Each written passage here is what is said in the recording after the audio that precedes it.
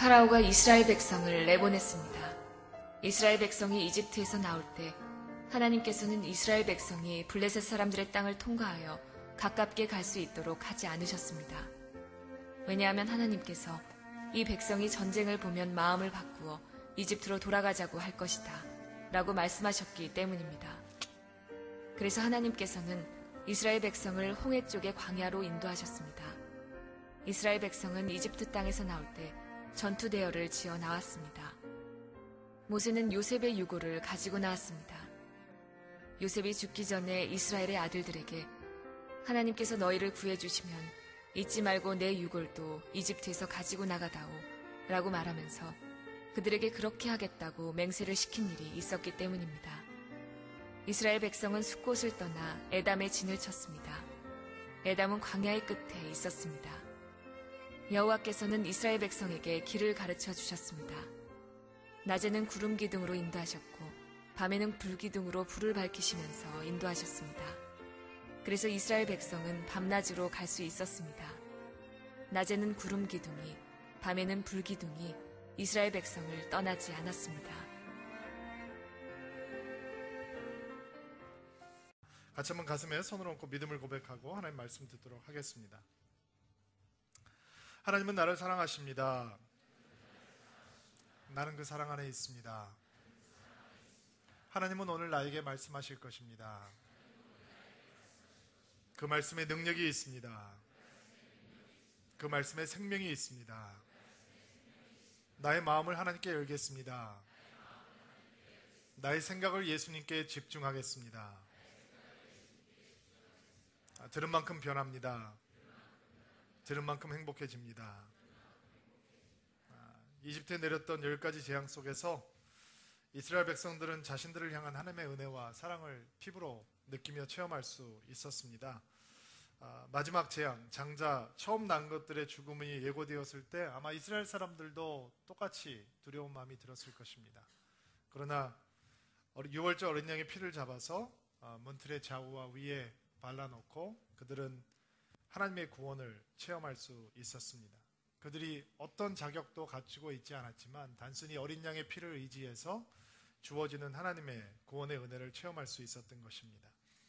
장자를 잃은 파라오는 드디어 하나님께 항복을 하게 되고 이스라엘 백성들은 430년 동안의 노예 생활을 벗어나서 이제는 200만이 넘는 훨씬 거대한 민족으로 성장하고 드디어 하나님의 은혜로 이집트 땅을 떠나게 되었습니다.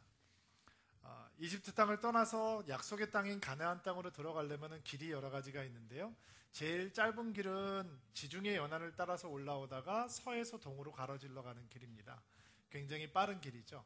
근데 그 길을 하나님께서 그 길로 인도를 하시지 않고 하나님께서는 이집트 남부를 거쳐서 홍해를 건너고 광야를 지나서 들어가는 먼 길로 인도를 해 주셨습니다.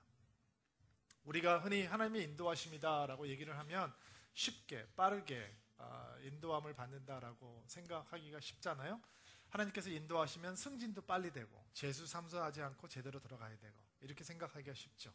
결혼도 늦게 하지 않고 빨리 해야 되고 뭔든지 잘 될 것이고 쉽게 될 것이다라고 생각하기가 쉽죠. 그러나 이스라엘 백성들이 출애굽해서 가나안 땅으로 들어가는 길을 보면 제일 멀고 힘든 길로 하나님께서 인도하셨던 것을 볼 수 있습니다. 하나님께서 블레셋 사람들이 차지하고 있던 지중해 연안의 짧은 길을 통하지 않고 광야를 통과하는 먼 길로 인도하시는 이유가 무엇일까? 두 가지로 좀 설명을 해보고 싶은데요. 첫 번째는 17절 말씀에 나와 있습니다. 오늘 본문 말씀인데 한번 읽어주시겠어요? 시작!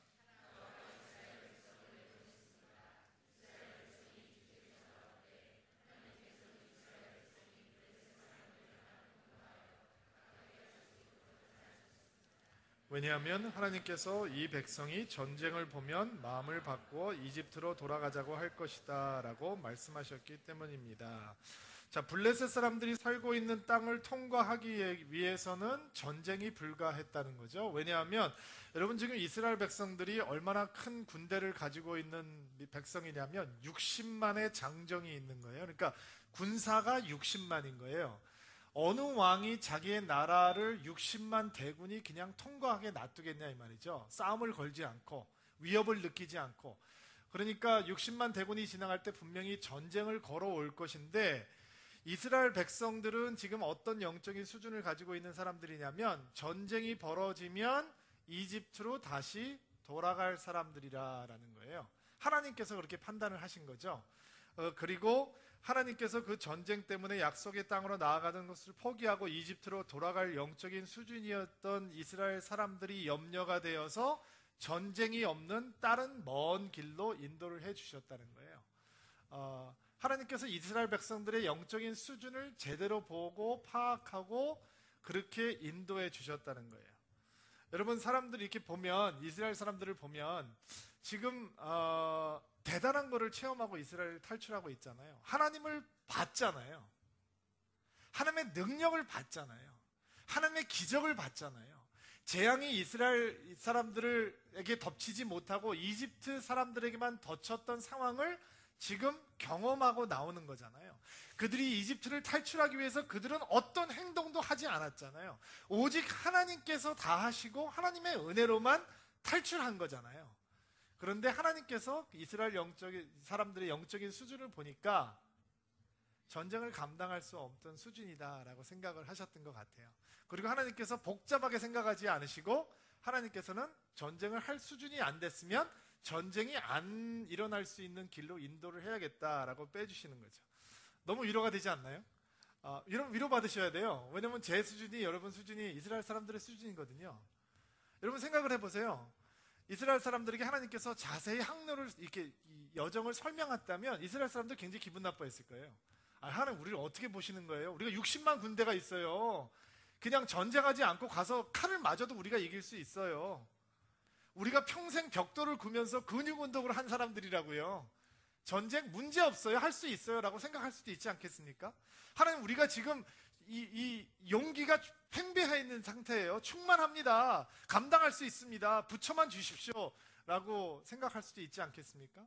아니면 입장을 바꿔놓고 하나님께서 생각하셔도, 야, 전쟁은 너희들에게 속한 게 아니야. 전쟁은 나에게 속한 거야. 너희들 블레셋 사람들한테 붙을 건데, 블레셋 사람들이 그 지방에서도 아주 싸납기로 유명한 사람들이야. 아주 호전적인 민족인데 너희들은 걱정하지 마. 칼도 하나 휘둘리지 않고 내가 그 길 그대로 지나가게 해줄게.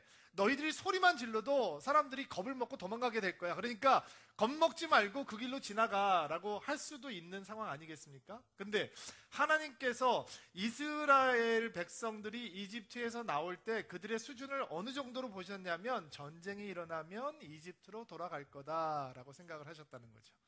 그리고 그들의 수준에 맞게 인도해 주신다는 거예요. 하나님께서 내 수준에 맞게 인도해 주신대요. 너무 좋죠. 여러분 수준에 맞게 인도하시면 저 같은 사람은 어떻게 살겠어요? 제 수준에 맞게 인도해 주신다는 거예요. 내가 감당할 수 있는 길로 하나님께서 인도해 주신다는 거죠. 그래서 성경에는 이런 약속이 있잖아요. 너희가 감당할 수 있는 시험 외에는 하나님께서 허락하지 않으시고, 그 시험이 올 때에도 그 시험을 피할 수 있는 길도 하나님께서 너희에게 주실 것이다 라고 말씀하시잖아요. 아멘? 하나님께서는 이스라엘 백성들의 영적인 수준을 정확하게 파악을 하시고 그들이 다시 이집트 땅으로 돌아갈 수 없을 길로 인도하고 계셨다는 것이죠. 두 번째, 하나님께서 가까운 길이 아닌 먼 길로 인도하셨던 이유가 있어요. 출애굽기 3장 12절 말씀. 아마 여러분들 여러 번 읽었는데 아마 잊어버리셨을 것 같아요. 다시 한번 읽어볼게요. 출애굽기 3장 12절 말씀 한번 읽어보시기 바랍니다. 시작.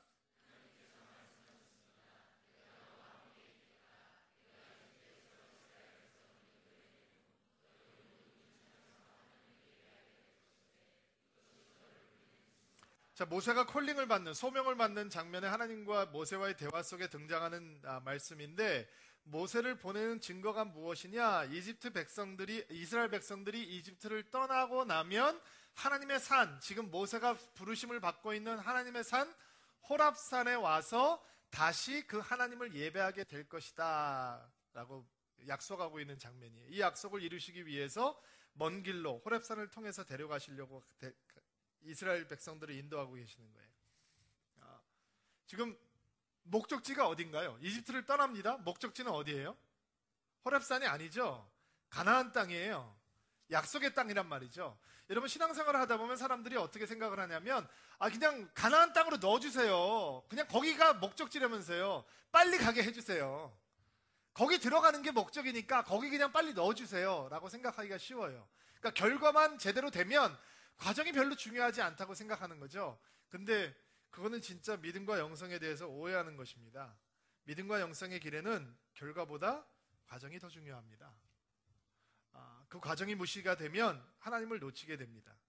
이스라엘을 이집트에서 구원하신 하나님께서는 축복의 땅, 약속의 땅으로 그들을 인도하시면서 그들에게 믿음을, 하나님을 향한 헌신과 사랑을, 약속의 백성이 가져야 될 영성을 심어주실 것입니다. 그리고 호렙산이라고 하는 곳은 그 하나님의 믿음이 심어지는 과정에 꼭 필요한 단계였습니다. 박가정 선교사님이 30대 선교지를 떠나서 20대부터 정말 하나님을 열정적으로 사랑하는 청년이었대요. 선교사님을 알고 있던 분들의 얘기를 들어보니까 그때도 남들이 감당할 수 없는 열정을 가지고 있던 청년이었다고 얘기를 들었습니다. 아마 2년만 안식년 갔다 오겠습니다 라고 떠났을 때 선교사님 마음이었을 거예요. 그분이 그런 분이니까. 그리고 저는 이제 돌아왔을 때 선교사님을 다시 만나게 됐습니다. 그리고 8년이 지나면서 그러면 저분이 하나님의 소명을 그냥 무시하고 살았던 거냐? 그렇지 않습니다. 하나님은 하나님의 뜻이 따로 있었던 것 같아요. 그리고 선교사님이 이런 간증을 했던 기억이 납니다. 저는 그것이 겸손한 신앙의 고백이었다고 생각하는데, 목사님 제가 요즘 수술에 물이 올랐습니다. 제가 수술을 하면서 참 수술 잘한다라는 생각이 든다는 거예요. 제 얘기가 아니고 저분 얘기입니다. 그런데 저는 그 얘기가 무슨 얘기인지 이해가 됐습니다. 기름 부으심이 있구나. 내가 수술하면 사람들이 나을 수 있을 것이다 라고 하는 마음의 확신이 생기기 시작하는구나. 내가 그냥 보통 의사가 아니라 내가 정말 좋은 의사, 탁월한 의사가 되어가고 있구나. 그 시간이 8년이 걸렸던 것 같습니다. 그 과정이 필요했습니다. 그리고 저 두 분 선교사님에게 이 땅에서 그냥 편안하게 남들의 존경을 받으면서 남들이 부러워하는 위치에서 사는 것보다 몽골에 들어가서 선교사를 들어가는 것이 더 저분에게 소중한 하나님의 소명이다라고 하는 것을 다시 한번 그들 영혼 가운데 쌓여가는 과정이 필요했던 것 같습니다. 하나님께서는 우리를 그렇게 인도해 주십니다. 하나님의 인도하심은 그런 섬세한 과정이 있는 것입니다. 하나님께서는 이스라엘 백성의 수준에 맞게, 그들의 영적인 눈높이에 맞게 그들을 인도하시고, 오늘은 저희들이 그들의 인도하시는 하나님의 모습 가운데서 세 가지 구체적인 인도하심의 모습을 찾아보면서 오늘 좀 은혜를 나누려고 합니다. 하나님께서 하나님의 인도하심을 눈으로 보고 체험하는 주일이 되기를 주의 이름으로 축복합니다. 18절 말씀 같이 한번 볼까요? 18절 말씀 한번 읽어주세요. 시작.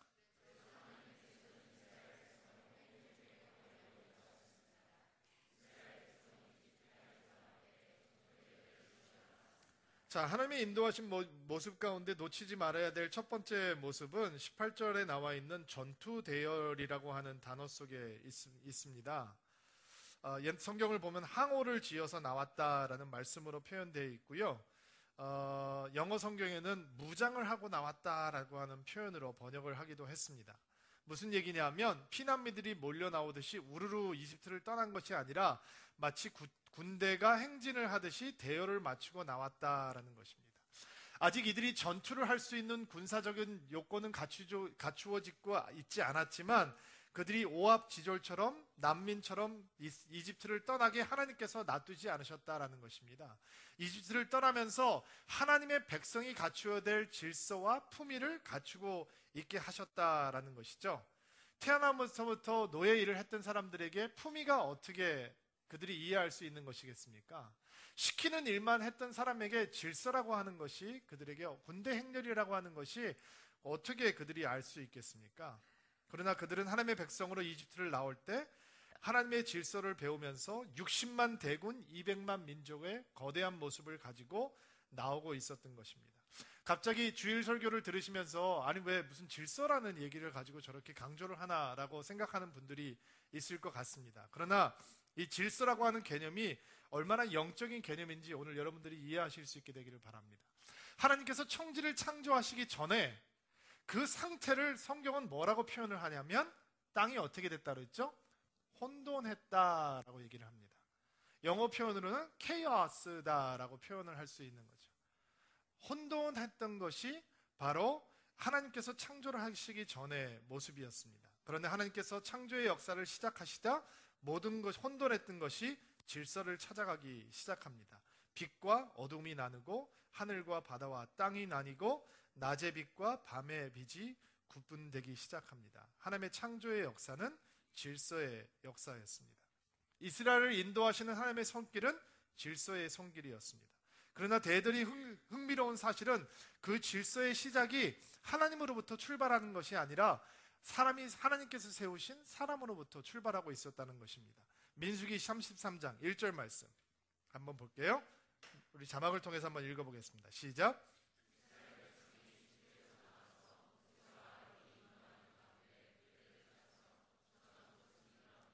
자, 민수기 33장은 이스라엘 백성들이 이집트를 탈출해서 그들이 거쳐간 도시를 한 번에 쭉 나열하고 있는 장인데, 그 장이 어떻게 시작되냐면 이스라엘 백성이 이집트에 나와서 누구의 인도 가운데?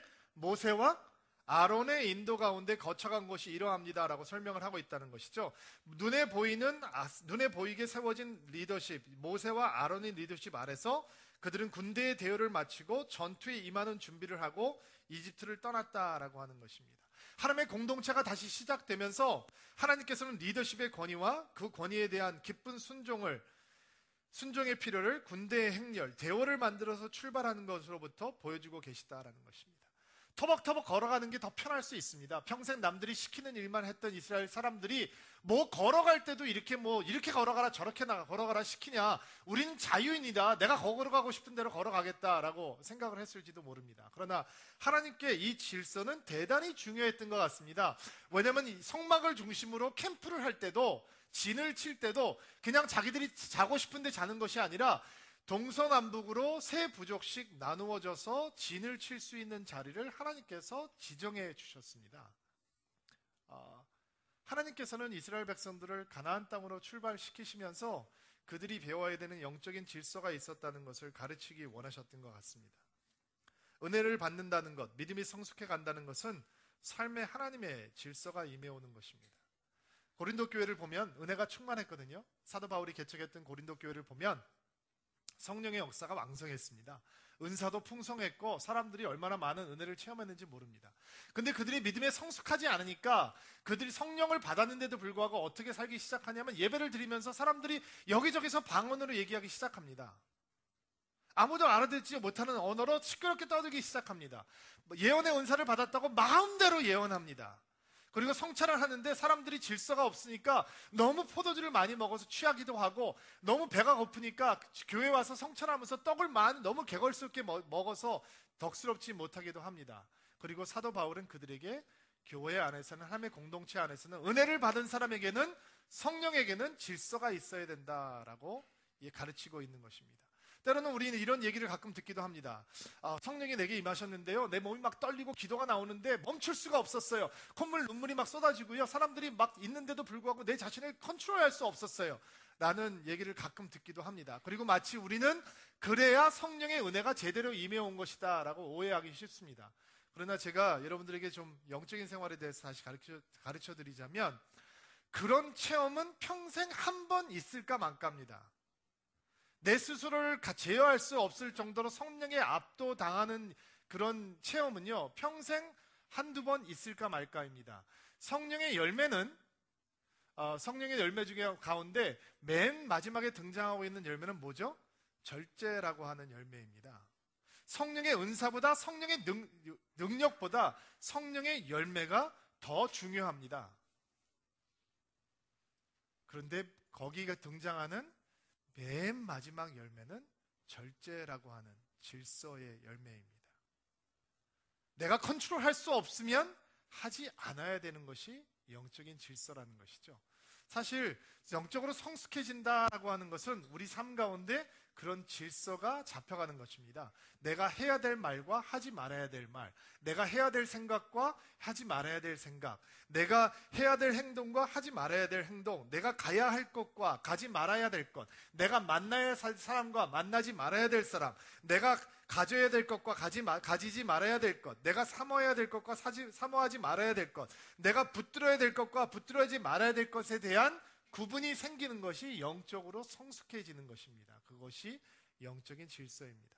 하나님은 절대로 우리를 혼돈 가운데 인도하지 않습니다. 하나님께 계신 곳에는, 하나님의 은혜가 충만한 곳은 절대로 혼돈이 존재하지 않습니다. 예전에 강북의 한 지역에 있는 아주 좋은 교회를 방문해 보았습니다. 목사님께서 몸이 너무 많이 아프셨던 교회예요. 근데 목회를 아주 정성스럽게 잘 하셨어요. 그 교회가 있는 지역은 이렇게 경제적으로 넉넉하지 않은 지역인데, 목사님께서 너무 마음이 사람들로 하여금 풍성해지게 목회를 잘 하셔서 사람들이 교회를 너무 정성스럽게 헌금을 해서 지었어요. 제가 이전에 있던 교회는 굉장히 큰 교회였잖아요. 근데 제가 그 교회에 있을 때 이 교회를 방문을 했는데 너무 부러워하는 마음이 생길 정도로 교회를 너무 아름답게 건축을 잘 했어요. 근데 평생 이제 이 목사님을 섬겼던 그 교회 성도들은 목사님이 너무 몸이 아프시니까 이 목사님이 은퇴를 하시면 좀 몸이 건강한 목사가 왔으면 좋겠다라는 게 유일한 바람이었다라는 얘기를 들은 적이 있어요. 그리고 건강한 목사님이 오셨어요. 교회가 어려워졌어요. 의도하지 않았지만 교회가 어려워졌는데, 여러분, 교회가 어려움을 겪을 수 있죠. 그럼 우리가 하나 될 수 있는 기회인 거예요. 우리가 기도할 수 있는 기회인 거예요. 아멘 하세요. 여러분들이 저에게 마음이 상할 수 있겠죠. 근데 그게 위기가 아니에요. 기도할 수 있는 기회인 거예요. 하나님을 붙들 수 있는 기회란 말이죠. 그게 교회의 은혜예요. 이 교회도 위기가 왔어요. 그러면 기도해야 되는 거죠. 근데 혼돈이 찾아왔어요. 이파저파 갈려서 교회가 싸우기 시작해요. 목사님이 설교를 하러 들어오시면 그거를 저지하려고 하는 사람들이 이제 막 몸싸움을 하는 거예요. 그 몸싸움을 이기려고 목사님은 바디가드를 동원하고 들어오시는 거예요. 목사님이 강대상에 있으면 설교를 못 하려고 사람들이 막 강대상으로 뛰어 올라오는 거예요. 그거는 교회가 아니죠. 그거는 교회가 아니에요. 깡패 집단이에요. 그리고 바깥에서 촛불을 켜놓고 기도했대요. 그거는 기도 아니에요. 그건 쓰레기예요. 그런 기도는 하나님께서 받으시지 않아요. 울면서 기도했대요. 교회를 회복시켜달라고. 에이, 그거는 그냥 데모하는 소리하고 똑같은 소리예요. 그거를 기도로 얘기하지 않아요. 거기에는 하나님의 영이 존재하지 않아요. 하나님의 영이 역사하지 않아요. 하나님의 영이 역사하면 질서가 생긴단 말이에요. 혼돈이 없어진단 말이에요. 하나님의 역사하면, 그렇게 나눠졌던 마음 가운데서도 하나님의 영이 역사하면 질서가 생긴다는 거예요. 그러니까 목사님 결국 이게 목사님 얘기 잘 따르라는 얘기군요. 목사님 말 잘 여러분, 신앙은 그렇게 유치한 거 아니에요. 여러분, 영성과 믿음은요, 목사 얘기 잘 듣는 게 아니에요. 예수님 말을 들어야 되는 거예요. 교회는요, 목사 말 잘 듣는 곳이 아니에요. 하나님 말씀을 들어야 되는 거예요. 예수님 말씀을 들어야 된단 말이죠. 근데 그게 예수님 말을 듣는다고 여기저기 고슴도치처럼 찌르고 다니는 것이 아니라, 은혜가 있는 사람에겐 질서가 있는 거예요. 은혜가 있는 공동체에는 영적인 질서가 있는 거란 말이죠. 권위가 세워지고 그 권위를 따라갈 수 있고, 기쁜 마음으로 서포트를 할 수 있는, 이스라엘 백성들이 평생 노예를 살면서 어떤 영적인 질서를 배웠겠어요? 소리 크게 지르는 사람, 힘 있는 사람한테 굴욕적으로 복종하는 것밖에 더 배웠겠어요. 그리고 그런 사람들에게 자유가 주어졌어요. 나중에 여러분들이 보시겠지만 모세를 얼마나 반대하고 그 다음에 불평하고 불만하는지 몰라요. 그들은 그게 자유라고 생각했어요. 그러나 하나님께서는 처음부터 그들에게 방종이 아닌 질서를 가르쳐 주시는 거예요. 그것이 하나님의 인도하심의 놀라운 축복이에요. 내가 하고 싶은 얘기를 참고, 내가 하고 싶은 행동을 참고, 그들은 영적인 질서를 배워나가기 시작하는 것이죠. 이런 공동체가 되기를 주의 이름으로 축복합니다. 두 번째, 하나님의 인도하심에서 찾아보고 싶은 은혜는 19절 말씀에 나와 있는데요. 19절 말씀 한번 읽어보시겠어요? 시작. 모세비 죽기 전에 이스라엘 아들에게 잊지 말고 내 유골도 이집트에서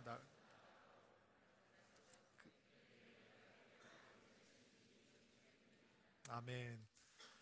자, 두 번째 하나님의 인도하신 모습에서 찾아보고 싶은 은혜는, 그들이 이스라엘 백성들이 요셉의 유골을 가지고 이집트를 떠나는 장면인데요.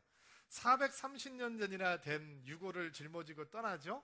근데 너무 재미있는 사실은, 이집트가 뭘로 유명했냐면 시체를 오랫동안 보존하는 기술을 가지고 있는 것으로 유명하잖아요. 그렇죠? 그래서 그 당시에 미라를 만들어 놓으면 지금도 이렇게 형태가 보존된 미라를 우리가 박물관 같은 곳에서 찾아볼 수 있잖아요. 그러니까 지금 쉽게 여기에는 유골로 표현이 되어 있지만 이스라엘 백성들이 누구의 미라를 가지고 나가는 거예요?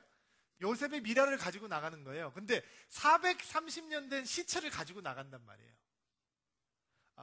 그 기술을 이집트가 가지고 있었어요. 그것도 하나님의 놀라운 인도하심이죠. 자, 이상한 건 야곱이 죽었을 때 요셉이 야곱을 데리고 가나안 땅으로 가서 장사를 지내주잖아요. 온갖 이집트의 그 옷을 입고 장사를 지냈던 것을 보고 가나안 사람들이 막 너무 신기해했던 그런 장면들이 창세기에 등장을 하잖아요.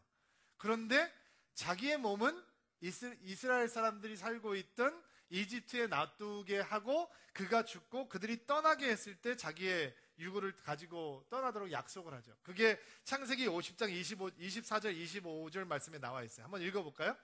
한번 확인해 볼게요. 한번 읽어보시겠습니다. 시작.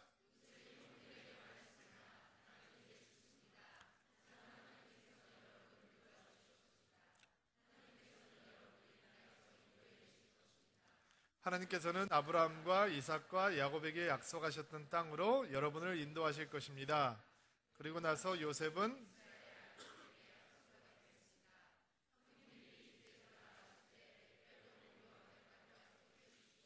아멘. 바로 이 말씀 때문이에요. 이 말씀 때문에 요셉의 유골을 들고 이스라엘이 이집트를 탈출하고 있는 것이죠. 왜 요셉이 자신의 뼈를 가지고 가라고 했을까? 이집트에 좋은 공동묘지가 없어서 그랬을까? 여러분, 이집트의 국무총리였던 요셉이 죽으면 얼마나 화려한 장례식을 할 수 있겠어요? 근데 그가 원했던 것은 좋은 공동묘지, 화려한 장례식이 아니었던 것 같아요. 그는 죽음 앞에서 아브라함과 이삭과 야곱에게 주었던 그 약속의 땅을 기억합니다. 사실 그 땅은 요셉에게 형들의 미움을 받았던 땅이었습니다. 짐승처럼 울부짖으면서 떠나야 했던 땅이었습니다. 그 땅에 대한 좋은 기억이 별로 없었을 것입니다. 그 땅에서 요셉은 노예로 팔려야 했습니다. 그러나 그는 이집트 땅에서 모든 것을 누리고 살았습니다. 이집트의 풍요로움이 그의 것이었습니다. 모든 사람이 그에게 머리를 조아리고 있었습니다. 그를 미워했던 형들조차 이제는 요셉 앞에서 꼼짝없이 쩔쩔매는 곳이 이집트 땅이었습니다. 그가 황제의 권세를 가지고 살고 있었던 곳도 바로 이집트였습니다. 그러나 그는 죽음 앞에서 그 이집트의 영화로움이 아니라 아브라함과 이삭과 야곱에게 주어졌던 약속을 기억하는 것입니다. 그에게는 그 약속이 더 중요했습니다. 이집트에서 누릴 수 있는 풍요로움보다 눈에 아직 보이지 않았고 다시 그곳에 가면 장막에 살아야 했지만 그곳에서 누릴 수 있는 하나님의 약속이 그에게 더 소중했던 것 같습니다. 저는 이번 주에 두 분의 목사님의 추도 예배와 장례 예배를 드렸습니다. 한 분은 저와 신 목사에게 영적인 아버지 같았던 하영조 목사님의 2주기 추도 예배였습니다. 또 한 분은 제 아내의 숙부가 되시는 한국제자훈련원의 송신호 목사님의 장례 예배였습니다. 한 목사님께서는 당뇨, 고혈압, 간암, 신장질환, 종합병원과 같은 분이셨습니다. 너무 몸이 약하셨을 때 건강을 좀 챙기기 위해서 좀 많이 걸을 수 있는 취미 생활을 해보시죠 라고 얘기했을 때 저는 목사님께서 그냥 아무도 보지 않는 차 안에서 이렇게 고백하셨던 신앙 고백을 기억합니다. 여호서 목사, 나는 그냥 예수님이야. 나는 예수님이 취미야. 예수님이 내 인생의 사명이고 목적이고 나는 그런 거 필요 없어 라고 얘기했던 기억이 납니다. 제 아내의 숙부님은 루게릭병으로 투병을 하시면서 말도 제대로 할 수 없는 상황이었지만 그분의 말을 알아들을 수 있는 아들을 통해서 마지막 복음에 대한, 십자가에 대한 강의를 하셨다라는 얘기를 들었습니다. 두 어른의 삶에서 본 공통점이 있습니다. 남들이 감당할 수 없는 엄청난 육체적인 연약함 속에서도 그들은 하나님의 약속을 붙들고 있었다라는 것입니다. 제가 목사잖아요. 가끔 제가 목사인 것이 수치스러울 때가 있습니다. 왜냐하면 언제냐면 성도들이 하나님의 축복을 받았다라고 얘기를 할 때 단순히 내가 먹고 살기가 풍성하다라는 것을 하나님의 축복이다라고 단언해 버릴 때 제가 목회를 잘못하고 있는 것이 아닌가라는 생각을 하게 됩니다. 여러분, 하나님의 약속은 이 땅이 아닙니다. 하나님의 약속은 영원한 생명입니다. 예수님께서 십자가에 죽으신 이유는 내가 남들보다 조금 잘 먹고 잘 살기 위해서, 조금 편하기 위해서가 아닙니다. 복음의 능력은 돈을 잘 벌게 해주는 능력이 아닙니다. 세상적인 성공이 복음의 능력이 아닙니다. 복음의 능력은 죽을 수밖에 없는 내가 영원한 생명을 얻게 된다는 것입니다. 그리고 내가 그 영원한 세계에서 하나님의 백성으로, 하나님의 자녀로 영생할 수 있다라고 하는 것입니다. 간암 수술을 7번 받으면서, 그리고 류계병으로 온몸의 근육을 쓸 수 없는 지경에 이르면서 그분들은 이 땅에서 그들이 누릴 수 있는 것을 묵상하지 않고 영원한 생명을 보면서 감사를 놓치지 않았다라고 하는 것이 참 저를 감동했고, 또 그 앞에서 제 믿음이 부끄러워졌습니다. 그리고 박한태 선교사님, 정수경 선교사님 같은 헌신자들이 제 믿음을 부끄럽게 만듭니다. 사랑하는 드리민 여러분, 내 몸이 내 한가족이 평안할 수 있다라고 하는 것, 물론 하나님의 블레싱이죠. 그것을 부정하는 것이 아닙니다. 그러나 우리의 약속이 어디 있는지 여러분 기억하실 수 있게 되기를 바랍니다. 요셉의 유고를 들고 떠나면서 이스라엘 백성들은 험한 길을 가야 했습니다. 광야를 지나야 했습니다. 뜨거운 햇빛을 걸어야 했고, 그리고 그들은 굶주려야 했습니다. 물도 모자랐을 것입니다. 그러나 그들이 불평이 차오를 때 내가 왜 이 길을 가고 있는가, 그들이 포커스를 잊어버릴 때 눈만 들면 그들은 요셉의 유고를 볼 수 있었습니다. 이집트의 영화로움보다, 이집트의 풍요로움보다 약속의 땅이 더 중요하다라고, 죽어서라도 그 약속의 땅에 들어가고자 했던 그 요셉의 신앙의 유산을 이스라엘 백성들은 볼 수 있었습니다. 여러분도 눈만 들면 볼 수 있습니다. 십자가를, 예수 그리스도의 은혜를 볼 수 있는 것입니다. 하나님께서 서울 드림교회를 시작할 때 말씀을 주셨거든요. 제가 여러분을 만나기 전에 내가 너희를 젖과 꿀이 흐르는 약속의 땅으로 인도하리라. 여러분, 교회를 만들어가면서 우리에게는 왜 어려움이 없겠습니까? 찾아올 것입니다. 생기겠죠. 그러나 여러분이 눈만 들면 하나님의 약속을 볼 수 있습니다. 여러분, 결혼을 하고 살다 보면 왜 마음이 어려워지는 때가 없겠습니까? 포기하고 싶을 때도 없겠죠. 괴로울 때도 올 것입니다. 그러나 눈을 들면 하나님의 약속이 보이는 겁니다. 자식을 키우다 보면 자식 때문에 우리의 마음이 물처럼 쏟아지는 일이 왜 없겠습니까?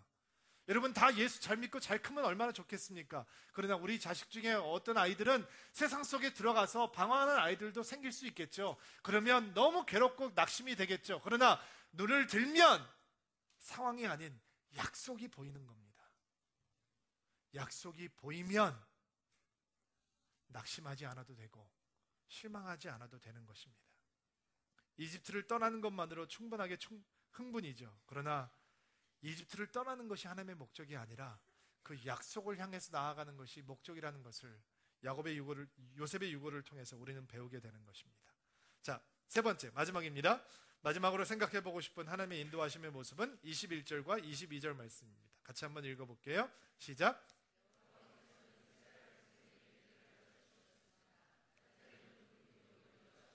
밤에는 불기둥으로 부름을 밝히며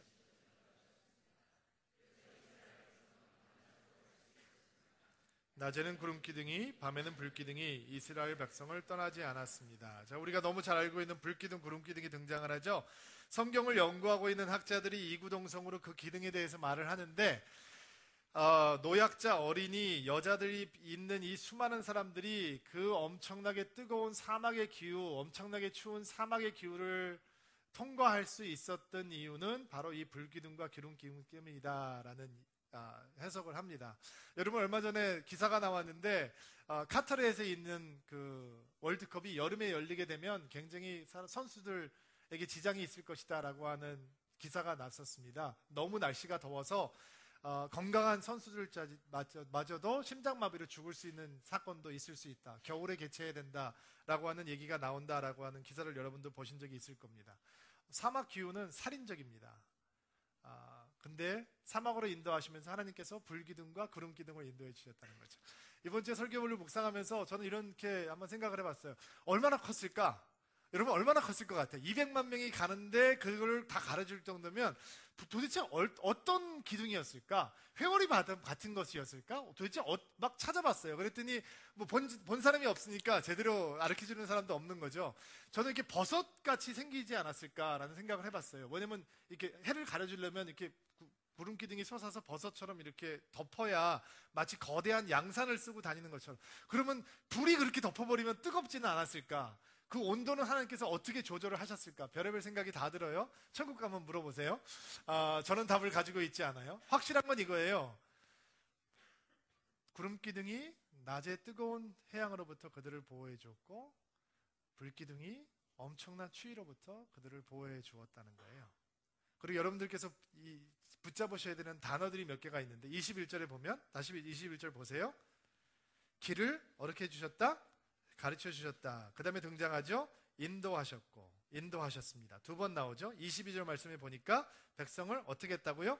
떠나지 않았다. 가르쳐 주셨다. 인도하셨다. 떠나지 않았다. 이게 불기둥과 구름기둥의 축복이었다는 것이죠.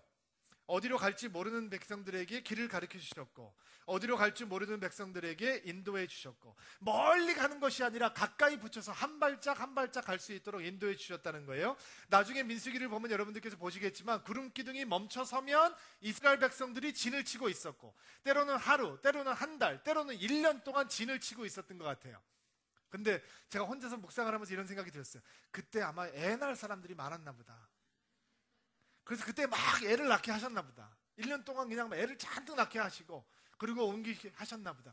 다 의도가 있었던 것 같다. 하나님께서 설명을 안 하셨지만 설명할 필요 없이 그냥 구름이 멈추면 쓰는 것이고, 구름이 가면 사람들이 짐을 다서 떠나는 것이고, 하나님께서 그렇게 인도하셨구나. 그리고 하나님께서 그 백성들을 떠나지 않는 사인이 바로 구름 기둥과 불 기둥이었구나.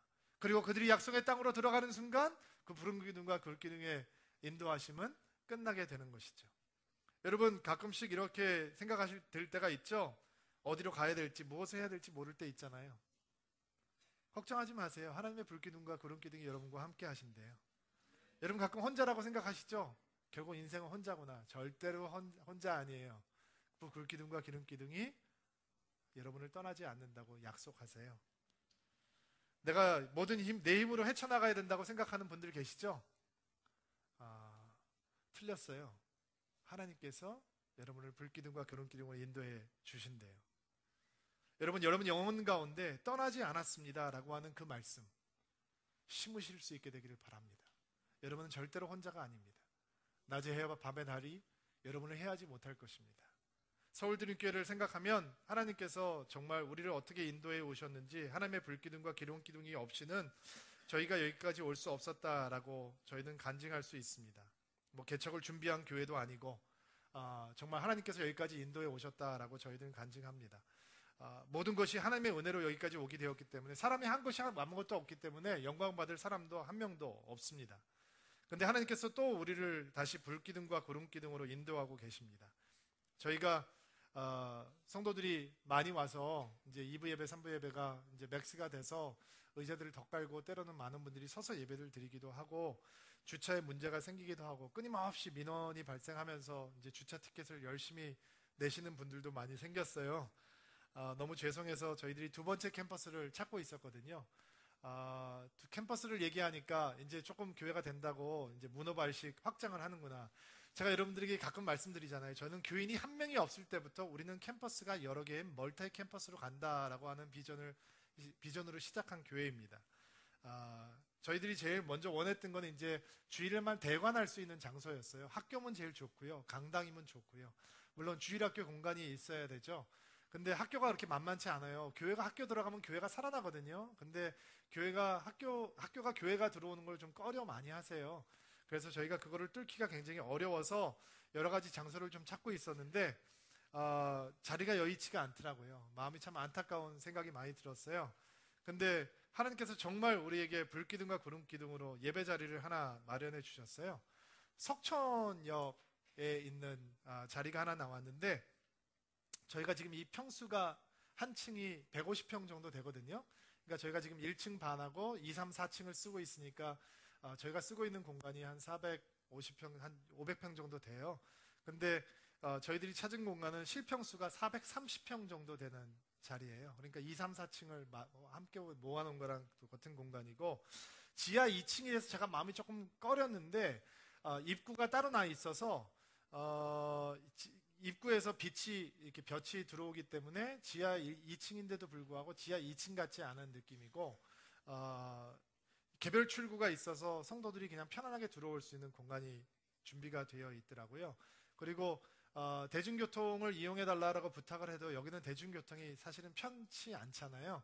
그래서 마음은 원이로되 잘 못하는 분이 많이 계셨는데, 이 석천역에 있는 건물은 석천역에서 빠져나오면 바깥으로 나가지 않고 교회 1층 로비로 들어오게 되어 있어요. 지하철역에서.